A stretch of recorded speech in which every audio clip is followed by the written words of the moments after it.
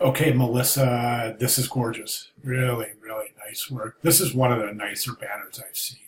I think there's a couple of things we can do to really make this beautiful, but this is just a fantastic start. Very, very nice work. Okay, so this is what I recommend doing here. I think this area right here is a little ambiguous. That looks forced right there. And the reason I say that is because, well, actually, we don't need the full contact information here. We just, I mean, most web viewers know that if you click on the banner, it's going to take you to the site where all pertinent information is readily available. So we don't need to include all this information at all. That will leave an open space right here, and I think that's just by sheer nature of the way that the image is cropped. But that's okay because, at this point, I think we're a little heavy over here anyways in terms of visual weight. Now, the image is offset to the right a little bit, so I don't want to put too much visual weight over on the right-hand side. But I do want to add some, since we're going to take this address away, I want to move this logo right over here. Might have to reduce the size a little bit, which is fine.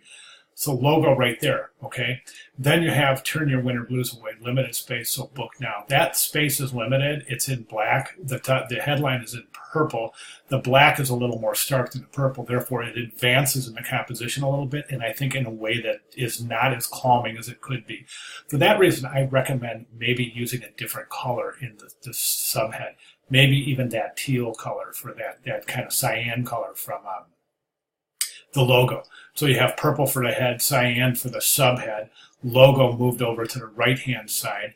Then, right down here or so, aligned with the Y, then you can and animate your call to action in. I think it's over too far right now. I think we'll align it right there with the Y so that the headline and the subhead are at the left margin, while this is indented a little bit about to alignment with that Y in your. Okay? And have that animate in. Right now, I think the animation is a little bit slow. I would fade it in a little bit faster, have it sit for about 2 seconds like you have, and then instead of having it blink out, have it fade out. Okay, don't animate the subhead either. Just leave the headline and the subhead static. Animate only the call to action. Okay, underneath that, you can also align with that paragraph, which is aligned with the Y. You can also bring down and add another little line of type that just says located in St. Thomas, U.S. Virgin Islands, or located on the beautiful island of St. Thomas, U.S. Virgin Islands, or something like that. Allow the viewer to know where it's at without having to go into all of this complete contact information.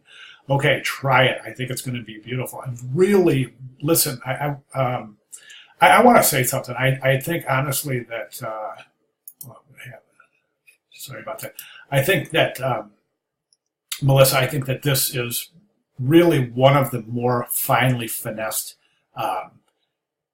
banners I've seen. I mean, you're really showing a good restraint in type size and type presentation in the